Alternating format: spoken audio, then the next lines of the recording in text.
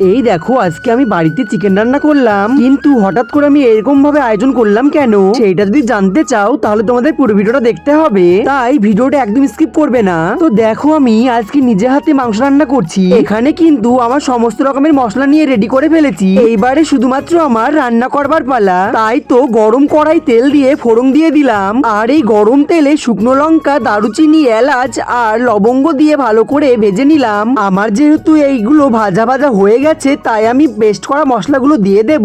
আর এই দেখো কি সুন্দর করে ভাজা ভাজা হয়ে যাচ্ছে। আর এই মশলাটাই কিন্তু আজকে রান্নার আসল প্রস্তুতি। তাই তো আমাকে ভালো করে কষিয়ে নিতে হবে। যতক্ষণে না মশলাটা লেগে লেগে যাচ্ছে আর তেল ছেড়ে যাচ্ছে ততক্ষণে কিন্তু আমি চিকেন গুলো ভেতরে দেবো না। তোমাদের মনে প্রশ্ন থাকতেই পারে এই পেস্টের মধ্যে আমি কি কি দিয়েছি। আমি কিন্তু তেমন কিছুই মশলা দিইনি, যেগুলো আমাদের ঘরে সাধারণত থেকেই যায় সেই সব মশলা দিয়ে আজকে রান্নাটা করছি। সাধারণত মাংস রান্না করতে গেলে পেঁয়াজ, রসুন, আদা তো লাগবেই, আর তার সাথে কিন্তু আমি চিকেন মশলা, মিট মশলা আর সবজি মশলা ব্যবহার করেছি। আর হ্যাঁ, শুকনো লঙ্কার গুঁড়োও কিন্তু দিয়েছি।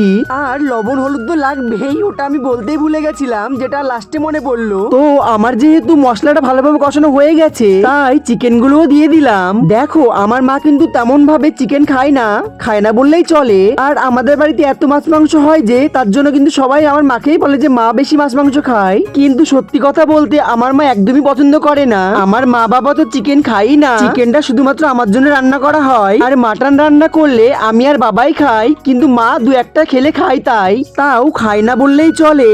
আর আমাদের মা এত প্রিয় যে মা তার নিজের প্রিয় খাবারটা না খেয়ে আমাদের জন্য রেখে দেয়। ছোট্টবেলায় যেমনটা করতো এখনো ঠিক তেমনটাই করে। এই দেখো এদিকে কিন্তু আমার মাংস কষানো হয়ে গেছে। দেখো আজকে কিন্তু আমি তোমাদেরকে অনেক রকম কথা শেয়ার করলাম। এই দেখো কি সুন্দর তেল ছেড়ে ছেড়ে যাচ্ছে মশলা থেকে। তার মানে তোমাকে বুঝতে হবে তোমার মাংস কষানো একদম পারফেক্ট হয়ে গেছে। আর এইদিকে তেলও কিন্তু ছেড়ে গেছে। তো এই দেখো আমার কিন্তু মাংস কষানো হয়ে গেছে। এইবারে আমি পরিমাণ মতো জল দিয়ে দেব। চিকেনটা যেহেতু আমি গ্রেভি গ্রেভি করবো সেই জন্য বেশি জল দেবো না, তাই আমি 2 কাপ মতো জল দিয়ে দিলাম। এইবারে আমি চিকেনটাকে ভালো করে নেড়ে নেব। যেহেতু আমি চিকেনের মধ্যে জল দিলাম সেই জন্য আমি ঢাকনা দিয়ে একটু ঢেকে রাখবো। ঢাকনিটা দিয়ে লো ফ্লেমে 3 থেকে 4 মিনিট মতো রাখতে হবে। চিকেনটা যেহেতু কষানোর সময় সেদ্ধ হয়ে গেছে তাই বেশিক্ষণ আমি আর সেদ্ধ করবো না।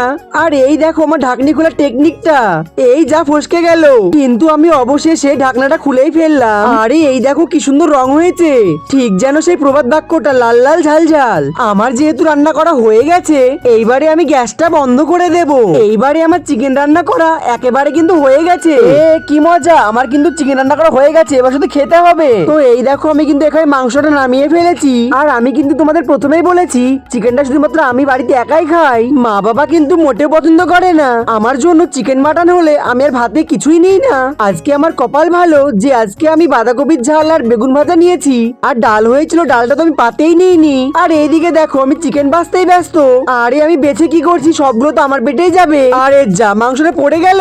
আরে পড়ে যাবে কত দূর, ওকে তো আমিই খাবো। ধ্যাট, শুধু পাগলের মতো বকি। দেখছো তো আমার নেওয়াই শেষ হচ্ছে না। আমি পাতে নিচ্ছি ঠিকই, কিন্তু খেতে পারবো কি তার কোনো সন্দেহ নেই। তবে আটটা আমার বলিহারি। এই দেখো খালি চিকেন নিয়ে যাচ্ছি, গ্রেভি তো নিতে হবে। ডাল তো নিইনি, কি দিয়ে খাবো, গ্রেভি দিয়ে খেতে হবে। তো এই দেখো আমার বকতে বকতে কিন্তু অনেকগুলো চিকেন নিয়ে ফেলেছি, তাও কিন্তু আমার চিকেন নেওয়া বন্ধ যাচ্ছে না। আমি পাতে চিকেন নিয়েই যাচ্ছি।